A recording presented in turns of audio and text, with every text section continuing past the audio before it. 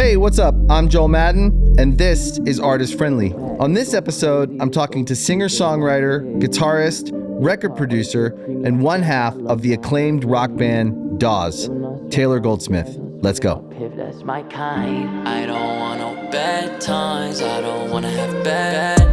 Let's say this is our first time speaking at probably like at length. Oh yeah. I mean, it's always like a party of our good friend Matt's or Hill's, and it's like, hey, good to see you. Yeah. But no.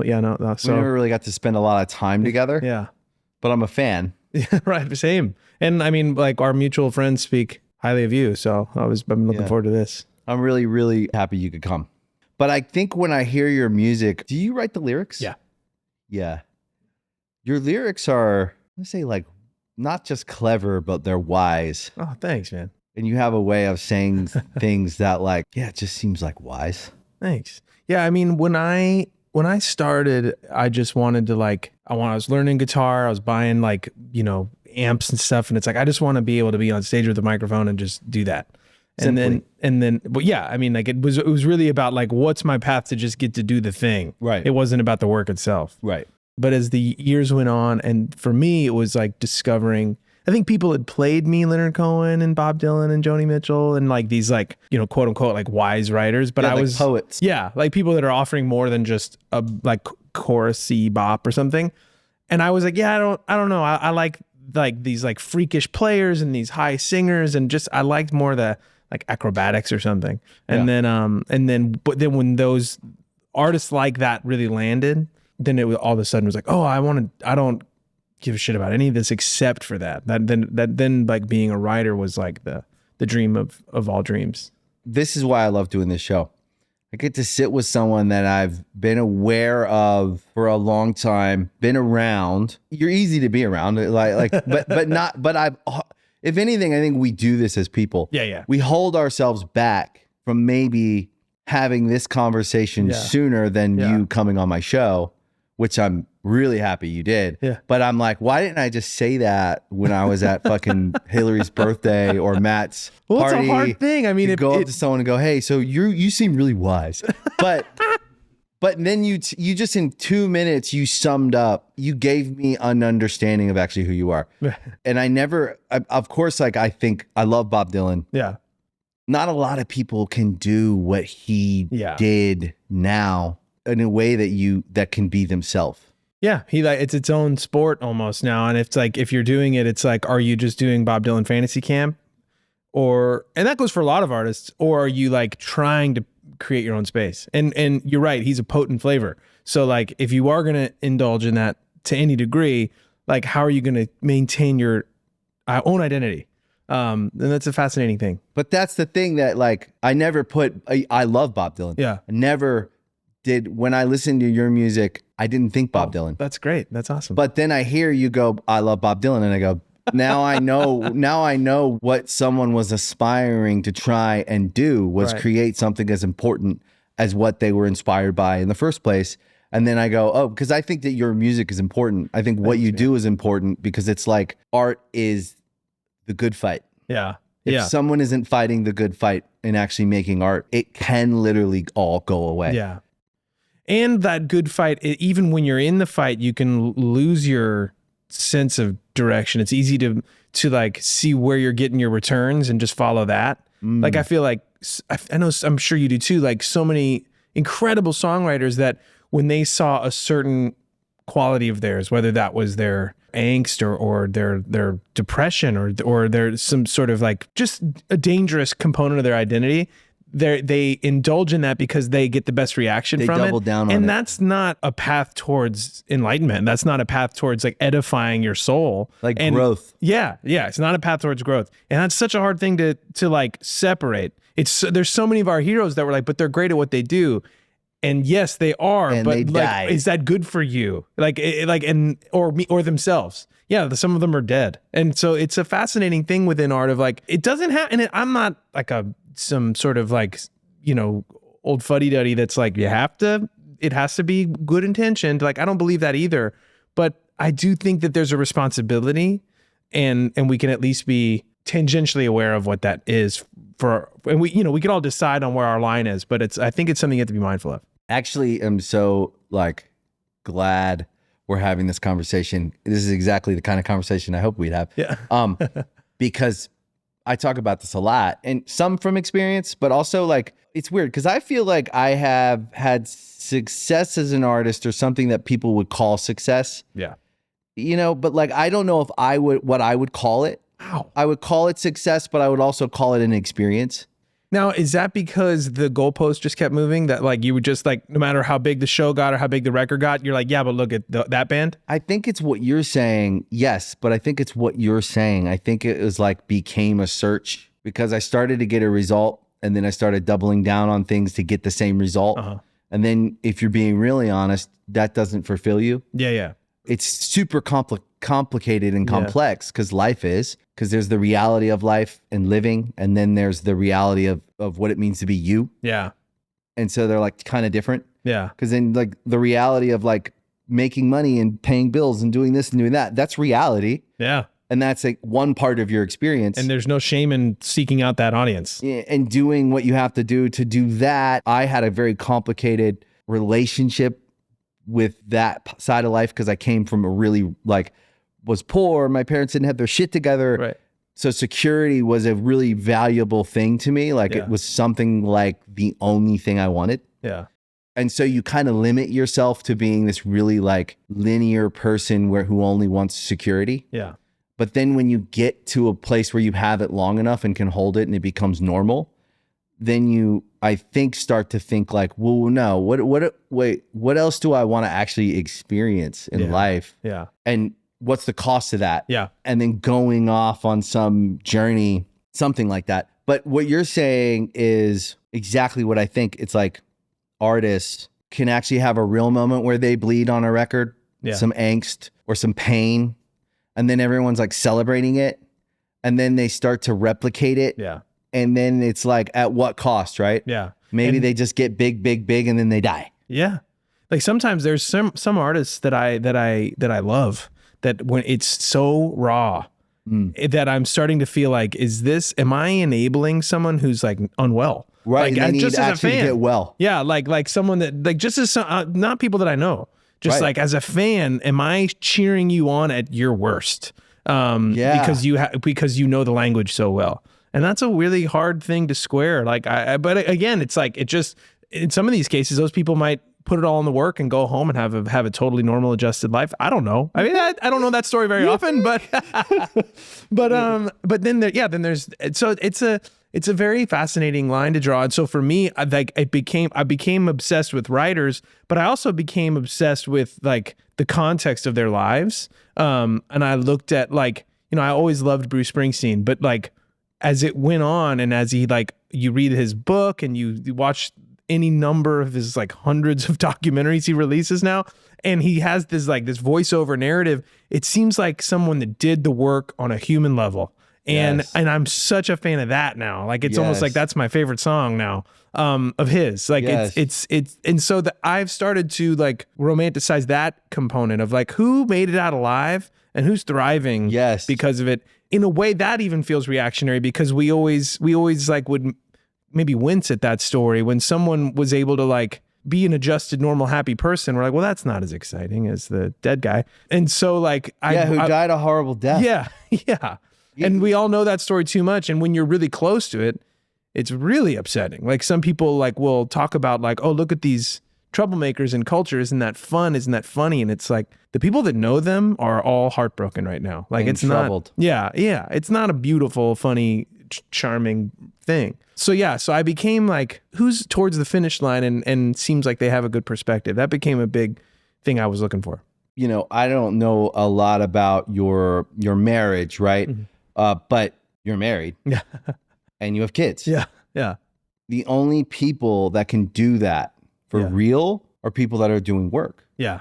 Yeah. Like it's work. Yes. You have to get up every day and you got to do the chores, whatever those chores are in life, like show up and be a real person. And just like, and all of a sudden, especially when you're in the arts, like it is inherently a selfish career path that we all went down where we get to indulge in like us getting to play with our toys. Like, and I love it. And I feel so unbelievably lucky that I get to do that.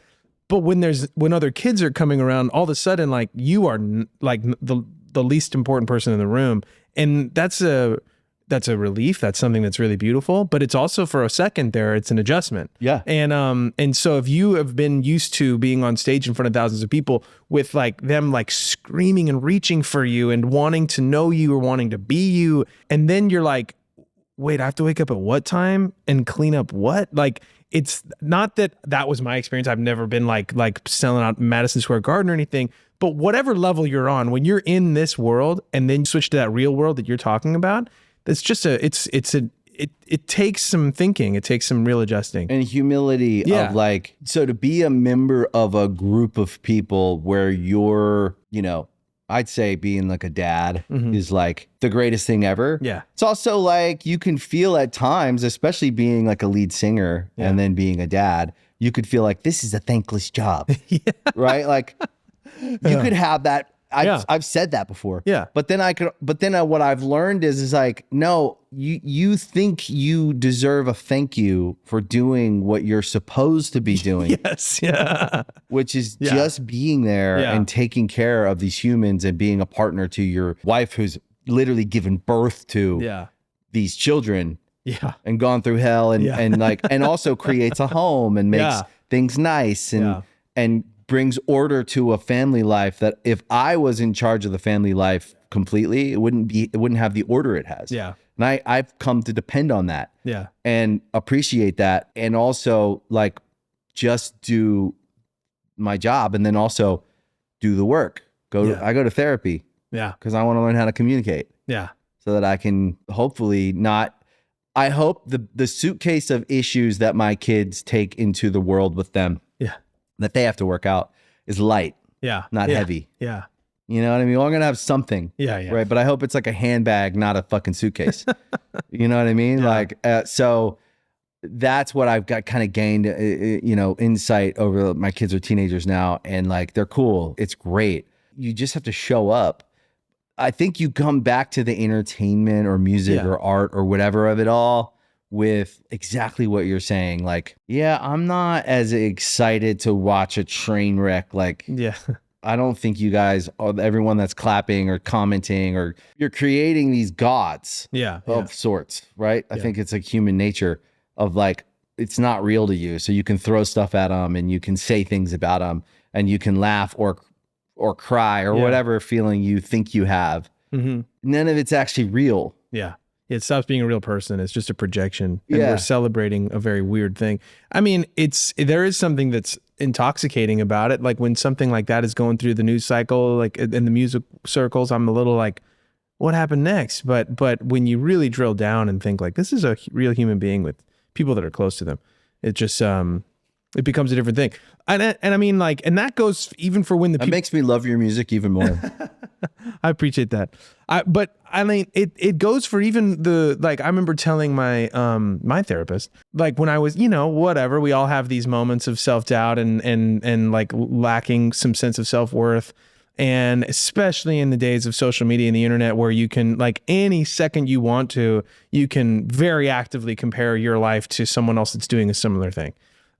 Easier than that should ever be. And so it's easy to find myself in these, especially when you're like adjusting into fatherhood and post-pandemic or like there's so many factors that were going on for me. But in this moment of like weakness with talking with him and saying like, why can't we be at this level? Why aren't we executing this much material being released or this many tickets sold or this whatever? And he's just like, who you are, I feel like reveals itself whether you want it to or not. And no matter how, and maybe that isn't, I don't know. I maybe a lot of people disagree with that and for good reason, but I just feel like so much of it is determined. And I feel like with me, while I might say like, I want to go play 3 sold out nights at Red Rocks and I want to go like do all these things. And someone said, cool, are you willing to leave your family for 6 to 8 months and play like 5 shows a week and grind on a level that you don't grind on anymore? I might be like, oh no, I'm not willing to do that. So it's like, well, there you go. Like that's a part of this. Like, I feel like, and I'm trying to like tip my hat to the people that have created that kind of empire. So I'm not trying to judge them. I'm not saying, but I do think that where the chips have fallen, granted, a lot of luck goes into it, and I don't discount that. But where the chips have fallen for my life, like as time goes on, it's like this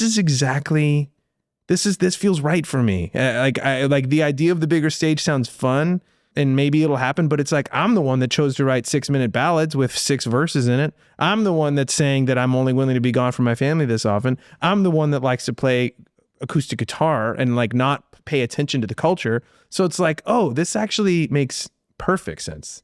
And that's been a hard like thing to kind of articulate well. But I actually like think it's amazing to hear another artist and another, especially artist I respect, say it out loud versus some other. Yeah. You could say like, no, I want it too. Yeah. Yeah.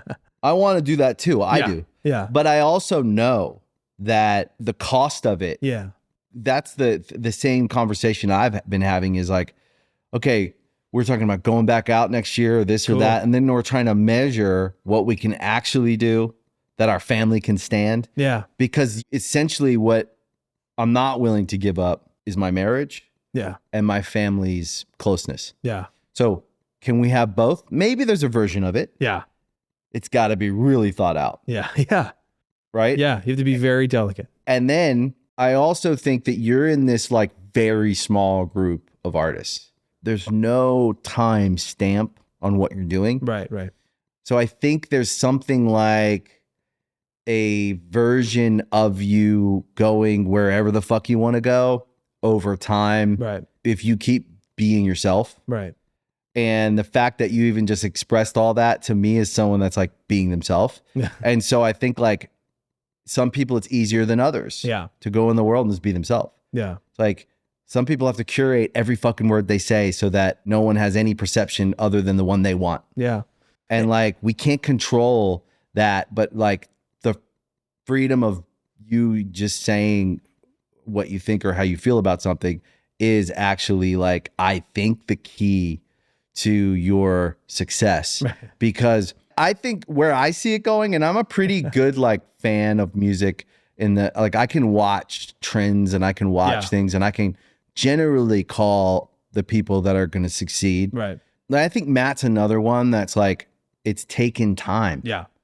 If we got what we want when we thought we wanted it, would it have been right? Yeah. And would it be the same? Yeah. Or is it not more important that you take the time to become this fully developed thing? Because I see you and I go, you could fucking make songs forever. Yeah.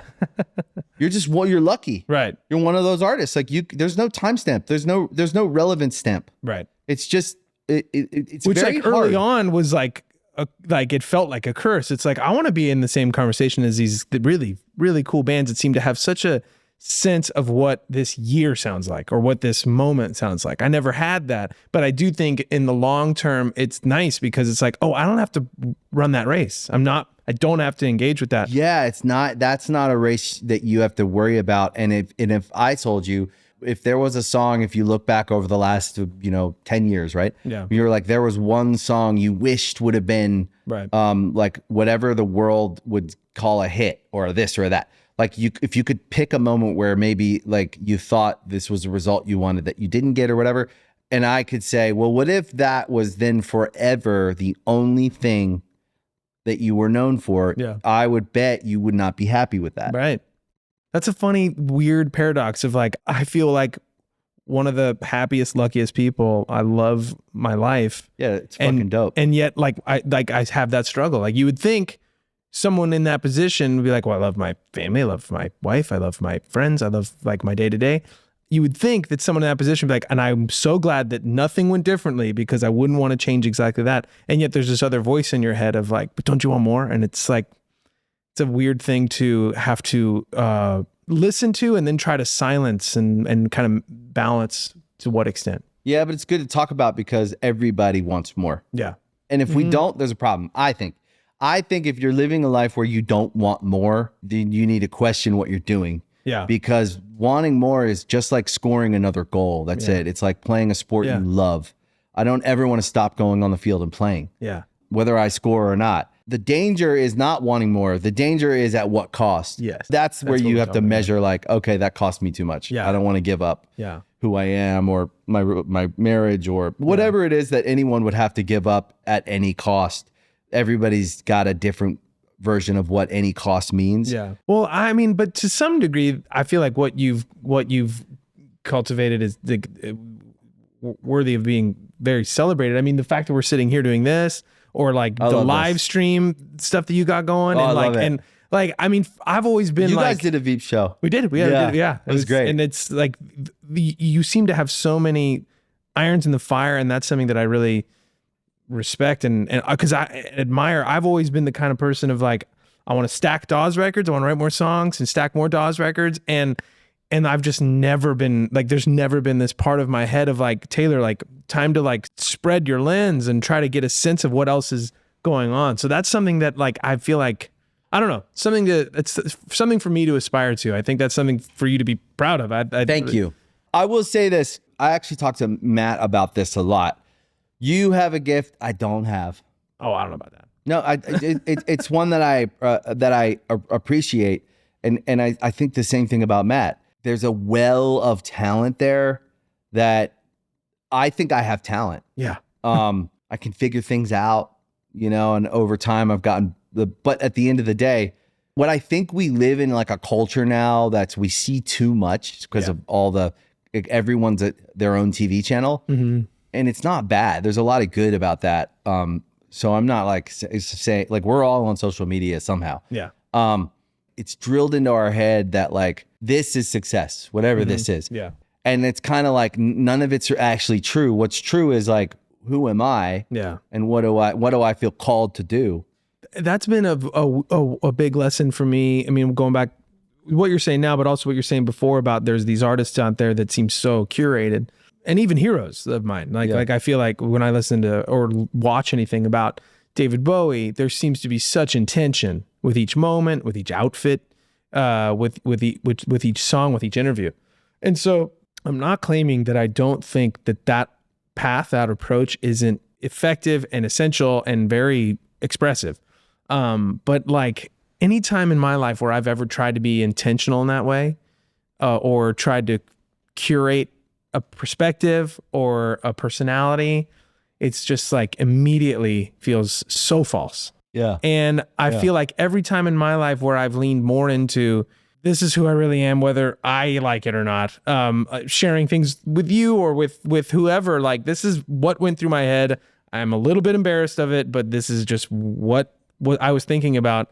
That like I've found that I've gained more of a closeness with other human beings, whether they're like just friends or people I meet or fans. Like I just feel like the more I'm able to just dive in head first into the shit that is myself. I guess I'm just agreeing with you that I if I am gonna pat myself on the back about anything, is that I feel like I'm getting better at being myself, and it scares me more and more, and I feel more exposed. Yeah. But even in my songwriting, there's songs that like on the latest record we released, there's these like goofy songs where I'm like, oh God, this isn't what Mick Jagger would do. This isn't what, but I find that like, yeah, but it's what I did, and it's what came out organically. And now, not a coincidence, those are the songs being received the strongest. Like it's like, oh, when anybody can get to that essential self, no matter what they do, whether they're playing soccer or playing guitar, when you can accept your relationship to what it is you do, to your relationship with the world,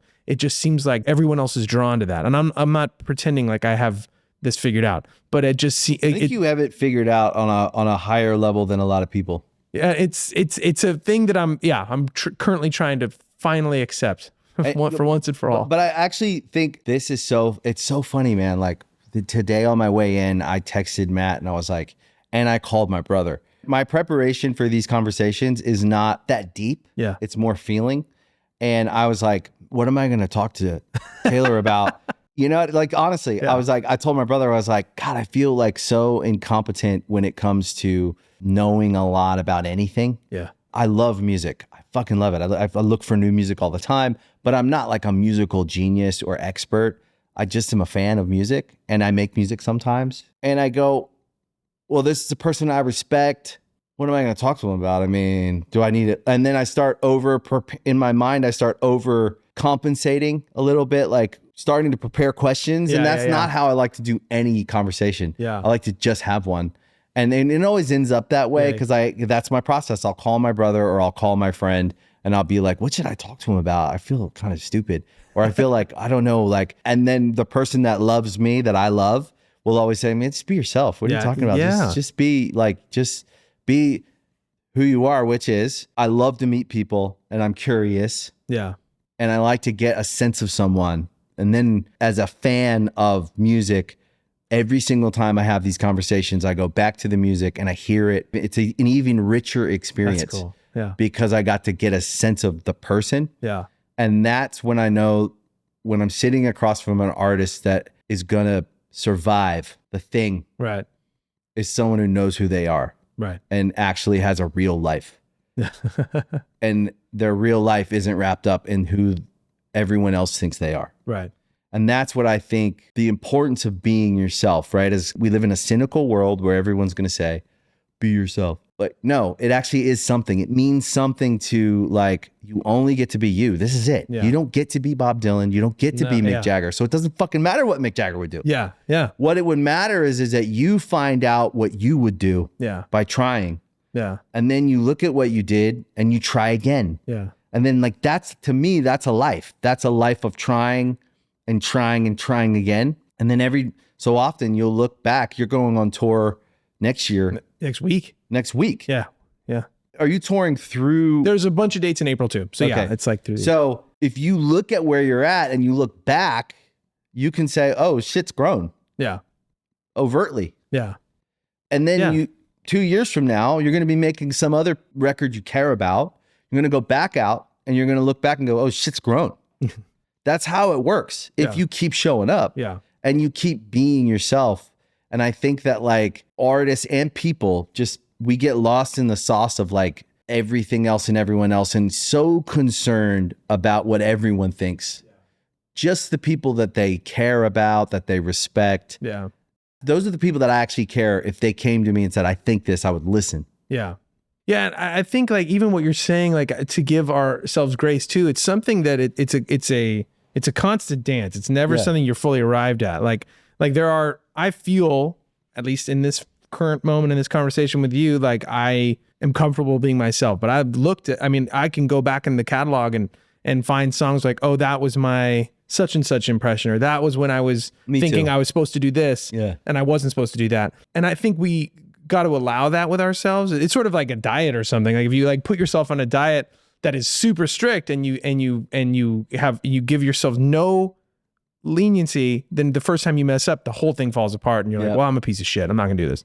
But if you allow for that, if that can be kind of built into your plan, and in this case, it being like being committed to being true to yourself, if I can allow for the fact that sometimes I won't be, then that's gonna be why I can get back up on the horse. But if I'm going to like have a gun to my head and insist that I'm always true and I'm always real and I'm always all the right things, I'm gonna fail very quickly and then just like recede into my turtle shell. So it's like it's never it's never just a sea of unbroken green lights. Like you're gonna hit some red ones and you gotta like figure out how to be cool with that. Every day. Yeah, every day. I think so too. That's really well said because I feel like I go off track. Yeah. And then I pull myself back. Yeah. And I go, that's not you. You just like that you were trying, get what you were trying to do there, but like get back on track and maybe it's something in the middle or whatever. But like, that's the only way you learn what it means to be you is by doing some shit and go, I didn't feel great about that. Yeah. You know, I kind of didn't feel good about it from the get. And I don't know why I like kept going with it, but like learning what yes feels like, what no feels like, you know, is a kind of important, weird thing to learn over time. And you're so like unaware of who you are and like, at least in the given moment. For me, like when I look back and it's like, this is your body of work. This represents you, or these are the decisions you've made in life. And you're like, oh, I see a sort of ineffable pattern. I see like hints of an identity there, but it's like, I never thought about it in the moment. And it reveals itself over time. So it's easy to get off course, but even part of that is like part of the picture. Yeah. It's all part of the process. Yeah. Cause it is kind of like a tree growing. Yeah. And it's hard to say like exactly which way you're going to grow. And no two trees look the same. Yeah. Where did you meet Matt? How'd you guys meet? We met, funny enough. Matt Coma. Yeah, Matt Coma. For people listening, a shared close friend. Yeah. He's one of my best friends in the world. Yeah, same. Yeah. And this might sound stranger than I think it was, but I met him at shows a bunch. He was a fan of Dawes. He was a fan of the band. And so I'd met him backstage a few times. I was like aware of who he was. And then Mandy, my wife, and his wife Hillary were like Instagram friends. And like Hillary was like, my husband's a huge fan of your husband's band. Let's all go to dinner. Cool. And so we went out to dinner, and like Matt and I really hit it off, and we've been super tight ever since. That was like that dinner. We went out to dinner. It was like right before the pandemic, and then so cool. When that set in, you know, his daughter May and my son Gus were born like 4 weeks apart or something like that. So we just immediately were in all those like parent groups and stuff. And he had an older girl too, Banks, and so that was really like helpful to. Every time I would run into something I didn't know how to do, I'd be like, how does this work? And he kind of guided me through it. We're having dinner tonight. Oh, sweet. Yeah. Right on. The four of us. Yeah, it's funny how your friend groups change too when you have kids and you end up finding like your people. Yeah. Because it really is kind of like you are having all these new experiences. It's not that you need answers. It's more like you need this like support group of people that are like, one, you just need to be able to put your kids in a room with other kids and let them play so that you can like sit for a minute. And like your windows of opportunity need to meet up. Like I have a friend of mine, musician guy who I love so much, and we haven't gotten to catch up in a long time. And it's like, hey, let's go on a hike. Could you go at 10? And he's like, like me starting my day. Could we start more like 1? And I'm like, well, I'm out. 1? I'm done. Like I can't. And it's not. I was my own version of that same way, and I don't expect him to change his program. But it's like, dude, I have these 2 hours today. I have this hour the next day. Like it's very limited, which I've actually found to be really helpful at being creative. I was really scared of that. You become more productive. Yeah. You're just like, before kids, it was just like, oh, I have nothing to do today. Maybe I'll write a song. And then I would very likely not even pick up a guitar, let alone write anything. But when something needs to get done and I have such a limited amount of time, it's like, okay, I have these 2 hours today. I'm definitely going to go and pick up my guitar and get something.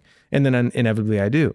So like that was something that was the exact opposite of what I feared it to be, which is thankfully. But yeah, I actually agree. I never really thought about that, but you saying it, I 100% the most productive and what I would say successful version of me is the one that's had kids, because you have 3 hours if you want to be there. Yeah. You could also be like, I don't care, whatever. Everybody's different. I want to be there. I want to pick them up from preschool and have that joy of seeing my kid. And so I got 3 hours. Let's get it done. Yeah. And then you actually realize you don't need 8 hours. Yeah. You can get a lot done in 3 hours, writing a song or doing whatever. And like you become more productive. A wife and kids has made me a more organized, productive, get it done kind of guy. Yeah. Whereas I remember, when I was not married, didn't have kids, I'd wake up whenever. And like, I thought, oh, this is the artist lifestyle. Yeah. Like, kind of, not really. Actually, you can still like just the Netflix lifestyle. Yeah. Yeah, it's true. So like, I actually think that a big part of my productivity in life period has been, we're coming up on 18 years. Cool. Me and Nicole are coming up later this year, 18 years. So end of the year, it's like 18 years. Most productive has been like, as soon as we had that kid, she's going to be 17 in January. So 17 years of get it done. Cause you gotta, if you want to participate in family, which I always want to, you got to get it done at work. And the people who don't understand that, it's not that they fall away, but it doesn't work. Yeah. Just period. Yeah. Like you're just on it. You're on a different schedule, and like all of a sudden, it's like if I can't meet you for dinner at a certain hour, I can't meet you for dinner. It's not a judgment. It's just this is what I have.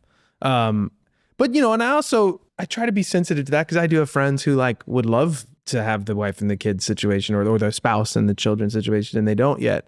And so it's like, how do I keep them in, even though they're like, I don't expect them to understand my schedule or my program, but I know that like, shit, if it were up to them, they'd be in the same situation. So like sometimes it's easy to be like, they don't get it, and sometimes they don't. But it's like, oh, I don't want them to feel ostracized because of that. So like that's something that I've found myself needing to be sensitive to. And then the ones that get it. Exactly. And some of them, you can only do so much. Yeah, some of my friends that have insisted on meeting my kids first are the ones that don't have kids. So it's either to get it or you don't. Yeah. What was it like going and doing the Joni Mitchell thing at the Bowl? Oh man, it was so heavy. I mean, she was my like number one. Like when I found her, it was like, oh, this is as good as music gets. Yeah. Like it was all like the heavy music that I loved. Like it felt like, I don't know who said this, but someone told me this, and I don't know if they were quoting someone else, but like Miles had the music, but didn't have the words. Right. Dylan had the words, but he didn't have the voice or the music. And Joni had like all of it, and in ways that they didn't even. And so there was when I really, like, I knew all the early like Laurel Canyon, like acoustic guitar, like folk hits, which are so good, but folksy, like a little simpler. And then when she got into like these having jazz bands and records, specifically Hejira, that was something that like flipped me out. And so she was always like my North Star, my number one.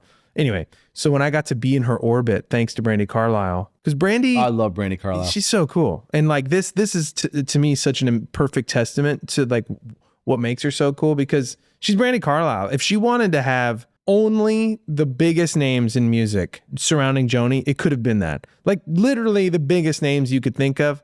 Bet you those people would love to be in Joni Mitchell's band for 2 shows at the Hollywood Bowl. And yet that's not the route Brandi took. Like she let it be organic. She let it be supported with people that like studied Joni, like people that were cared on like a very deep level. And every time I would see Brandi, we're much closer now, but when I knew her back before the Joni stuff, we knew each other well enough to say hey at festivals.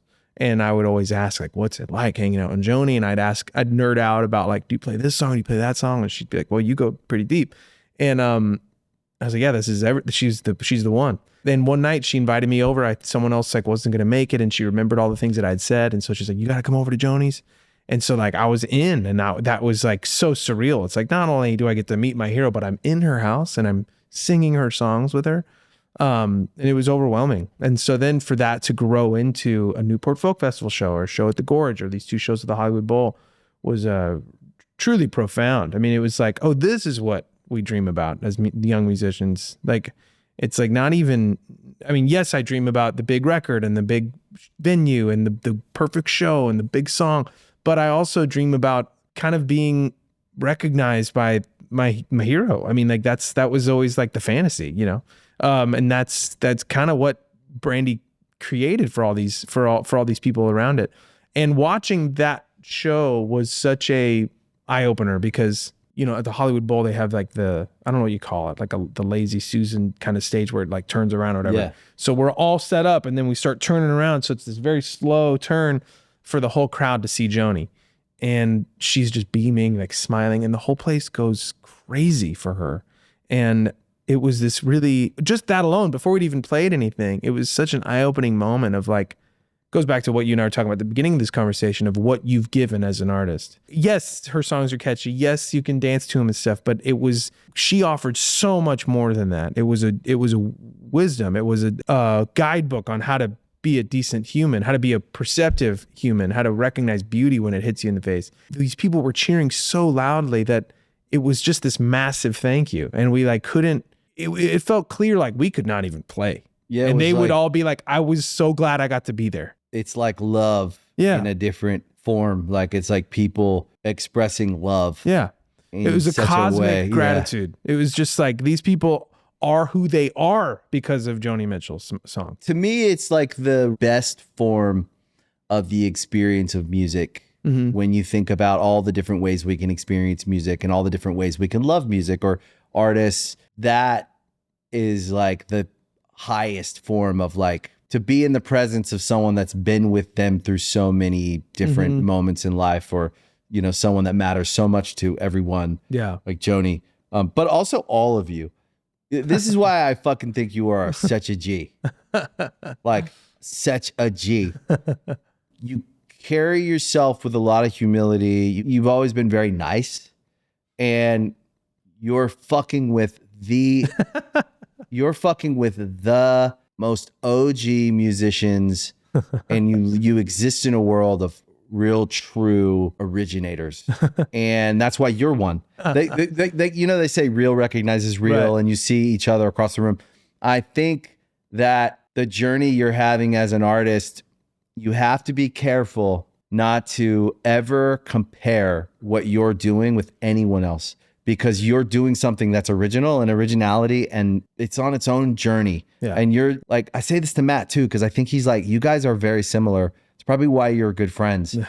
He's such an OG, and sometimes he's in the room and I'm like looking at people. We're in some important room, right? Yeah. Music business is so funny. Like, yeah, so-and-so at any given month, there's somebody that's like having a moment. I'm happy for him. Yeah. But we can't buy too much into the moment that we're having out there when we're in the room, the backstage, right? When we're all in the room and we're all doing kind of the same thing. We're making art, and then we're going in the world, we're playing our songs, and it's all going to be different for all of us.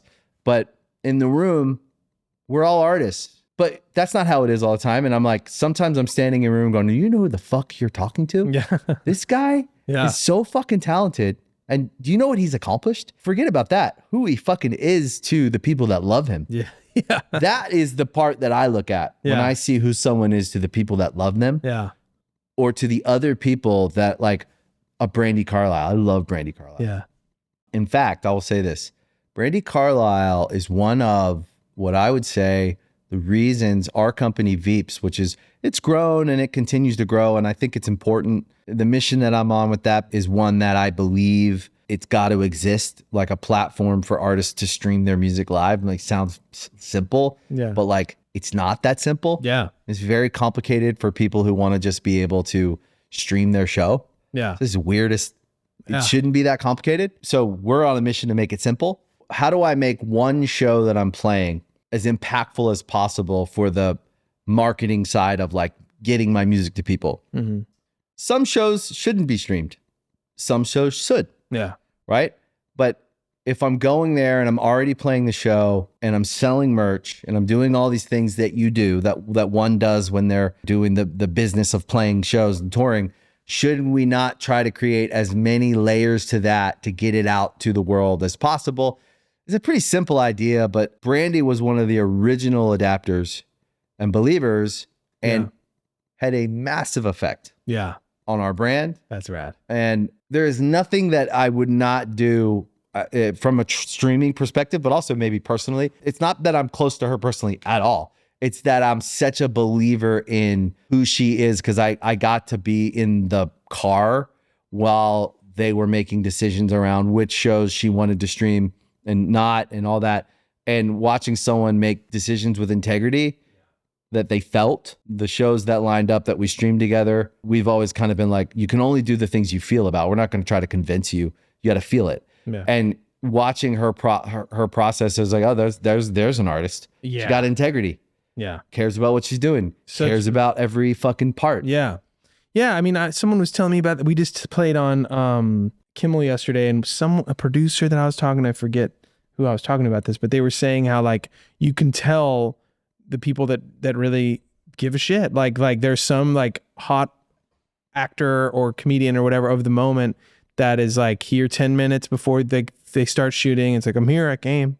And then there's people like Tom Hanks or Martin Scorsese. These are the examples this person gave, like who are there like first, like before even like the host's there, to kind of work with the other people to figure out like, how do we make the most of this? And this is just a late night interview. This isn't even like they're not making a movie. And it's like when people care that deeply, you're just like, oh, that separates you. That's another thing. And Brandi has that. And it's funny because it might sound contradictory to what we were talking about before about the cost of like, how much do you give to this side of your life versus that? And I do think there are these examples of people that are able to like keep both things very vibrant and very real in their lives at the same time. They're able to like work the cost into the work. And Brandi's an amazing example of that. Like whether that's in what you're describing, what you saw, like the times that we played with her, especially with the Joni stuff, there's like, she's surrounded by her family. Her wife is like deeply involved with her work. Her kids are always running around. Like she's been able to create the incredible career that she has, but like also while being very much of a family person. I mean, she's a real person. True inspiration. Yeah.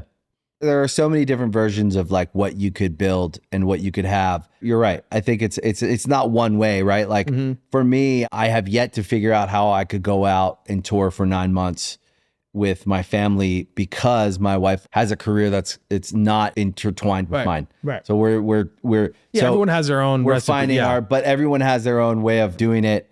Joni, she is my mother-in-law's next door neighbor. Oh, right on. So I've gotten to meet her a bunch of times. Oh, it's cool. Very nice. Cool. Yeah. Very nice. Pretty special. Really, really, really special. Pretty incredible to even just be in her presence. Yeah. Yeah. It's crazy. Like you go through the music, then you go through the interviews, the books. I mean, you're just like, there's been few human beings that have had this level of awareness and that have ever lived on the planet. I mean, she's as real as it comes. It also kind of makes me think about the legacy that someone builds is built over a lifetime. Mm-hmm. And I think we always think we're older than we are. We always I think we should be further than maybe we are. Yeah. I see people that have built these legacies and they're in older age, and it always feels like they have a lot of wisdom. I feel the same way about my father-in-law, who's like got this legacy, but it's been built over a lifetime. Yeah. And there's like weirdly, he's super calm and really wise. Yeah. Well, it's like, a fun example of that, you have a picture of Elvis Costello right there. Oh, I love Elvis Costello. Like when he started, there's these like kind of hits. There's Allison, there's Radio. By no means yes, he had a moment. He was the leader of this new wave thing in a lot of ways, but it wasn't like these radio anthems that are played at stadiums or something. But then he kept kind of feeding the catalog, kept kind of feeding the work, making all these records. And then there was Every Day I Write the Book. But then after that, there's through the 80s, 90s, 2000s, so many albums and not really any hits, not really any of these cultural moments oh, that was the year that Elvis headlined Coachella or something like that. Wasn't happening.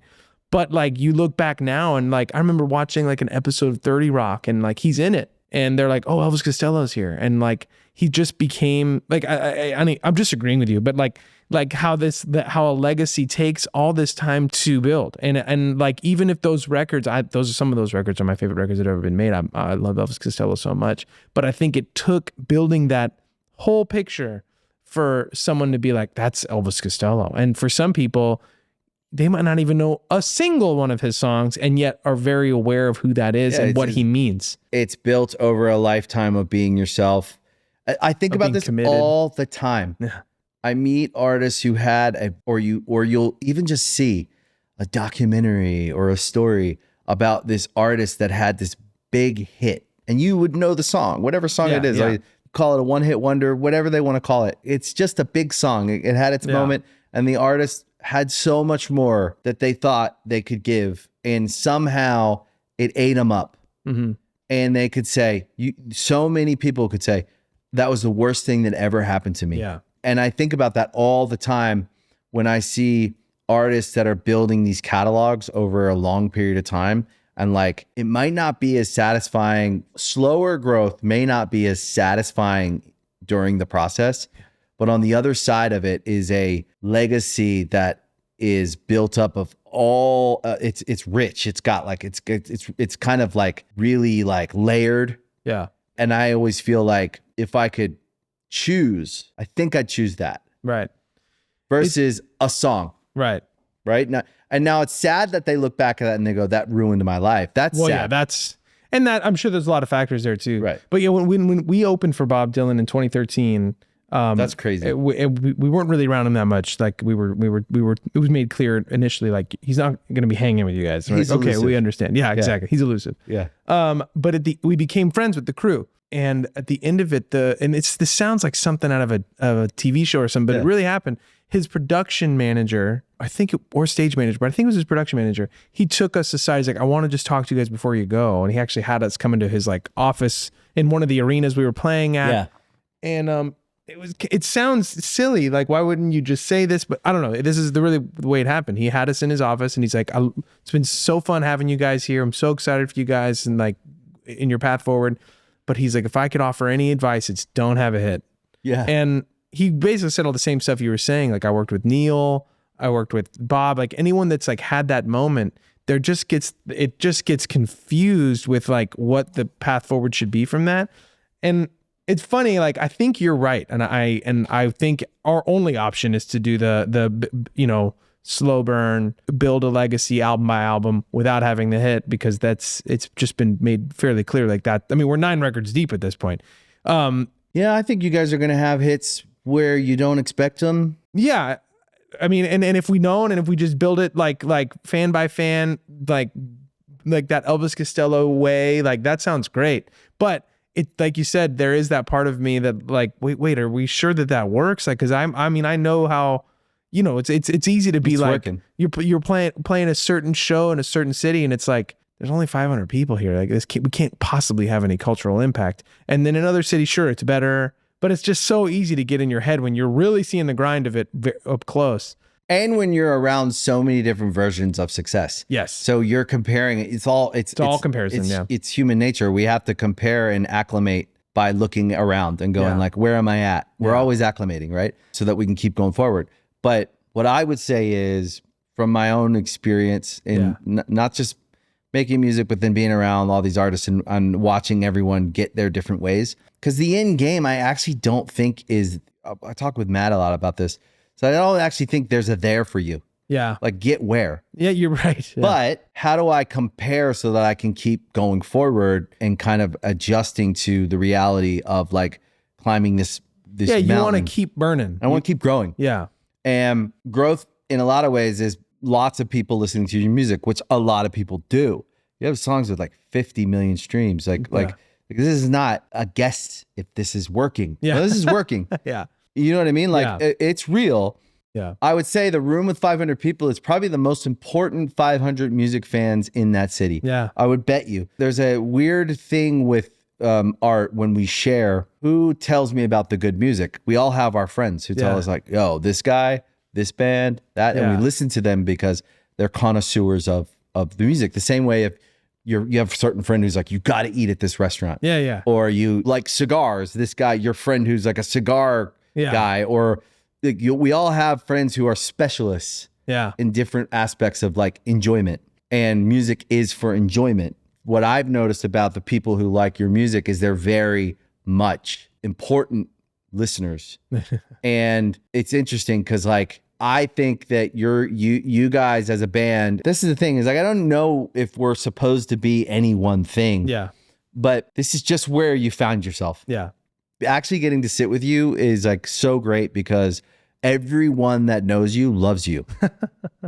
It's great. And you wonder about those guys. You're like, oh, it's one of those guys. Like everybody like, but then you sit with you and you go, I get it. He's where he's at. He's being himself. I take it back to listening to the music. I tell you, I'll go and listen to your music and enjoy it more because you're being honest. And that's the hardest thing, is like to like open it up and go, this is who I am. Yeah. Yeah. And let it be what it's going to be. And I think that's probably a big part of your success and why you'll continue to be like the success you are in all the areas of your life, in your family life, in your music, is the simple idea of like just being. Yeah. And just being yourself. And I think, for better or worse, all the people out there that have learned how to be themselves are the ones that are compelling. Yeah. Whether you like them or not. Yeah. They're people that they captivate all of our attention because it's actually hard when faced with exposing yourself. Mm-hmm. We're kind of taught that that's weak to expose yourself. But by doing it, you kind of become invincible a little bit. Yeah, when someone seems as though they're like they've embraced their own embodiment, like that's such a like I don't know, like you look at like young Jack Nicholson, and there's like, he's by no means like the most classically like Hollywood handsome guy you've ever seen. Yeah. But there's something about him that like it's this wild confidence, this wild acceptance of self, where you're like, cool, that's shit. The coolest fucking dude I've ever seen. Yeah, he's crazy. He's and cool. You're intuiting it so fast. And I'm agreeing, but that stuff just kind of like, it's a language on like a different plane. It is. What are you the most excited about right now that you're working on? I mean, we have a studio in our guest house. We turned it into a studio, and we've been able to like kind of really deck it out and get the gear that we wanted and kind of really have it up and running. And so my brother and I, he's the drummer, he lives down the street from me. We're hoping to just kind of be in there all the time. Like, I feel like now is a cool time in music where I feel like not that long ago when we started, you made a record, and then you milked it for 2, 3, 4 years. And now like, because the like albums just aren't expected to like return on that investment anymore. It's really just more of a business card for the touring. Now like these bands that are doing like record every 6 months. Yeah. Whenever they want. Like whenever they want, they're releasing music. And that behavior is almost being rewarded like by more people engaging. That's something that's really attractive to me. Yeah. We've always been a record every 2 years, and we thought we were cutting them out quick. But now it's like, oh no, like we can do this every year. We can do this every 6 months. And the idea of looking at our catalog and being like, we keep building it and we keep feeding it sounds really thrilling to me. I mean, you know, like we've been talking about the kids and stuff. So it's like that's obviously taking up so much of my waking life at the moment. But whether it's the studio and more Dawes records or scoring stuff, that's something that we're passionate about trying to figure our way into. I could see that big time for you guys. We'd love it. We're just that's an interesting world because it's like, it's not going to happen until someone kind of invites you into that. Like we make music all the time, but it's like, but anyway, that's something that's attractive. But I am proud of the fact that we still love touring so much and the fact that we can make that work. I mean, granted, we're not leaving for 9 months at a time. Like we're about to leave for 3 weeks and then we have like 7 shows in December and then another like 3 weeks in April. And that'll be like every market in North America that we typically visit. You know, we never had much of a business outside the States. So it's not like a record of ours, the touring cycle is going to take us further and further out. Obviously we'd love that. And that would probably be something. Will though eventually. Yeah, it'd be fun to cultivate that. And you know, we'll keep trying. Like we go to Europe and we play to the folks out there and it's always a thrill. But yeah, it's just like right now it's like our touring is mostly out here. So we can kind of like do the support we need on a record pretty quick. And I'm just glad that we still love it so much. Yeah. I know a lot of musicians that are just like, get me off the road. I don't want to be here. And even though I hate being away from my family, literally minute 1, I'm like aching for them. I just love playing guitar. Yeah. It's singing. Like an hour and a half a night on tour is the reason you're there. Yes. The rest of it, you're just missing your family. But and that's hard. It. It's hard. That's why I wouldn't want to do it for too long. But to get to go to these cities and like reconnect with all these people and play these songs. I mean, that's a fun thing about being a musician is you could take your whole body of work and it's almost like this like a toy chest where you get to kind of, at least with a band like us, like we're doing such different sets every night. So we'll be building a different little story each night with work that we made a long time ago. Like that's such a rare thing in art. Like you don't hear like, it's not like a filmmaker is going to sit down and do some interview where he like gets to replay scenes from his favorite movies that he made or she made and like discuss them. Like that's not part of the gig. So the fact that we get to revisit all this stuff and kind of celebrate it on a nightly basis and then mash it up next to the most recent thing we've made, it's just endlessly fun for me. Yeah, that's dope. What's your favorite guitar? I'm a Telly player. I have an old Blackguard Telly that I now truly love. And before that, it was like a white Telly. Every time I try to get in other guitars, like I find that guitars tell you how to play them. For me, like when I got my first Stratocasters, like maybe I'm a Strat guy, and I love my Stratocaster, and I do pull it out for certain things, but I can't make a whole show work on it. And same with the Les Paul. Like it's always been the Telecaster.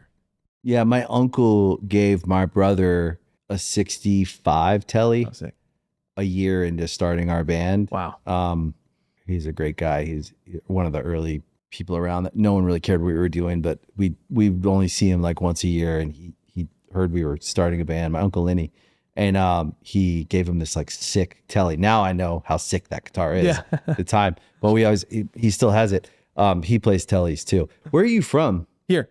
Oh, wow. Where'd you grow up? I went to elementary school out in Glendale and then high school in Malibu and then kind of floated around like, you know, before meeting my wife, it was like just all different parts of town, like Highland Park and Silver Lake and wherever.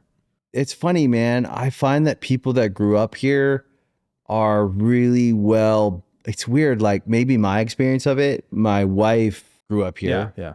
And she seems to be like really well balanced with how she relates to all of the things that I think took me a decade to get used to.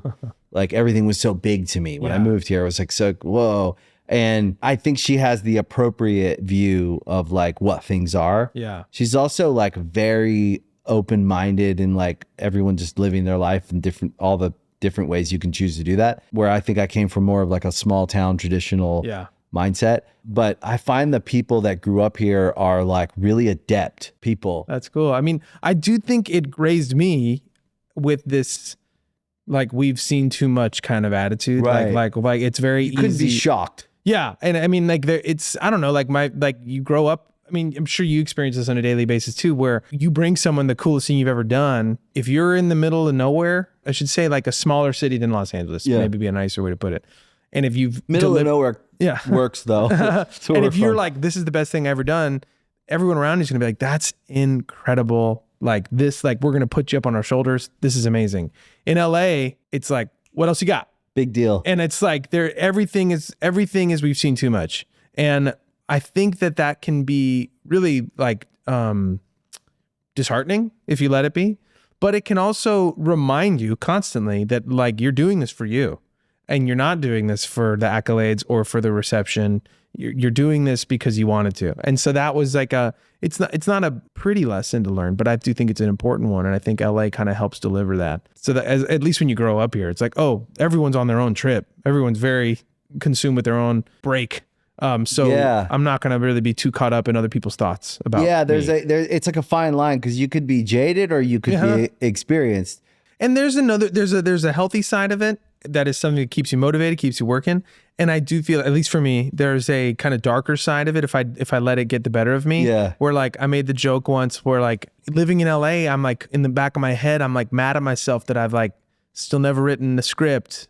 And the reality is like, I don't know anything about that. I don't want to write scripts. I don't plan to. Yeah. And yet when you're here, you feel this weird pressure Am I supposed to do everything at once. Yeah. And like, and you know, you could trade in script writing for anything. And it's like if I lived in Montana, I'd be like, no, I'm a musician. I tour when I tour. When I'm home, I don't do that. I don't need to like worry about some other avenue or so. And the weird thing is I think that is cool to be motivated in all directions at once. So it's not a bad thing. It's just only bad if you let it get you carried away. And that's the thing that like if I use it to inspire me to like get back in the game and try something new, or just to get back in the studio and write another song, then it's like, this is, I'm using this to my advantage. I'm staying motivated. But if I let it like make me want to just like feel sorry for myself because I'm not utilizing every second of every free moment, then it's just harmful. And this is why I know your music fucking matters, because we're sitting here having this experience and I'm like just another guy. You could have come in here arms folded, you could have resisted, right.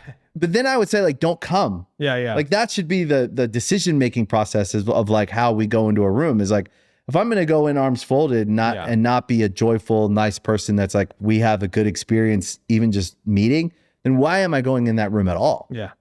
But we force ourselves, you know, and then we end up not being in our true, like happy place. So I think it fundamentally goes all the way back to like, am I enough just to be me? Yeah. Just to have my wife love me, my kids love me, my brother. You know, I work with my brother too. Yeah. This is really cool. Yeah. It's cool that you guys work together. Yeah. That's the shit. The coolest shit. Yeah. But yeah, I mean, I think it's something to aspire to as long as it tracks with like where you're at and where one is at with their lives. I mean, I look at people that are able to be like, I don't do that anymore because the joy stopped coming for me. And I'm just like, whoa, I've never even thought of it that way. I just like, this is who I am. So I do it. And I think if someone, I also like, there's like fear caught up in it. Like you look at these old rockers that are still doing it and people are like, why are they still doing it? Part of me is like, because they probably are scared of dying if they don't. Like if you feel like you still have some sort of purpose. Yeah. So like, not that I'm afraid of dying quite yet, but I think that this question of like, am I doing this in order to just hold on to a sense of self, and I'm not allowing my sense of self to come from just like who I am when I just be. I mean, yeah, when I meet those people that are like, I don't work anymore, I retired at 40, I'm just doing this now, and I'm actually able to find a lot of joy, a lot of purpose. I'm like, wow, you figured it out. That is so cool. As long as you can afford it and you're not being irresponsible to your family. Yeah, well, I think that like everyone has to work yeah. on something. So if you're not making music, you're gonna have to be doing something to like still like. I do think if you stop working, you do deteriorate.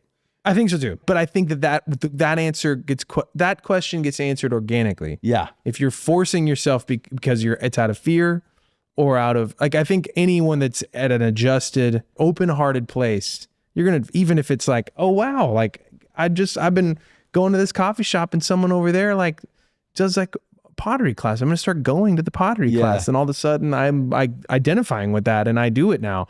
Like, I just think that if you're living in that open space, the world just comes in. Yeah. So like that would happen. Yeah. But it's really, if you're closed off, like I'm not doing shit anymore, then it's like that's another problem. That's some other problem. I do think that you are one of the few lucky kinds of artists, which goes back to kind of the classic thing. Like, and this is why I actually think I think you do it because you're an artist and you love it. But I also think that like you've been perfecting your craft over 9 records. And so the development of you as an artist, as a songwriter, as a musician, I still think that your most exciting era is ahead of you, which is cool to say. Yeah, that's it. What not anybody everyone wants. Yeah. Not everyone gets to say that. Yeah. I say the same thing to Matt about his music. I'm like, dude, your best era is ahead of you. Yeah. And not everyone has that opportunity. Yeah. Fucking awesome, man. Yeah, it's fun talking. It was really, thanks for coming. Yeah, thanks for having me. Awesome. Yeah. I hope you enjoyed today's episode of Artist Friendly. If you really liked it, you can follow, like, subscribe to the show anywhere you listen to podcasts, Spotify, Apple, Amazon. We appreciate your support, and we'll see you next time.